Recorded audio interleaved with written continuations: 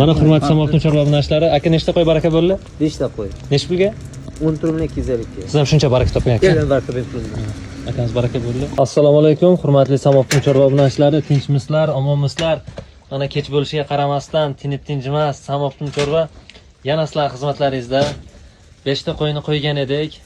1-2 soat oldin akalarimiz ko'rishibdi, kelishibdi, Samarqand shahardan keldi. Ko'rdi, savdosini qildi, baraka bo'ldi. Nima ham deymiz? Obuna bo'linglar, kuzatinglar. Bunaqa arzon narxdagi qo'y qo'zlar qo'yilgandan o'tkazib yubormaysizlar. Qo'ylarimizni kech bo'lishiga qaramasdan baraka bo'lishiga sabab, o'zining alohida sabablari bor.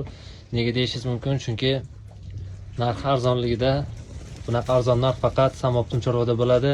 Shuning uchun obuna bo'lib, like, komment, podpiskalarni bosib, podneshkada bo'lib tursalaringiz, bundan-da zo'r, bundan-da arzon va qiziqroq videolarni o'tkazib yubormagan holda to'g'ridan-to'g'ri videolar qo'yilganda o'zimga telefonga aloqaga chiqaverasiz. Kimga shunaqa qo'y qo'zlardan, bo'g'ozlaridan, ona bolasidan kerak bo'lsa, pastda nomer qoldiraman, aloqaga chiqaverasiz.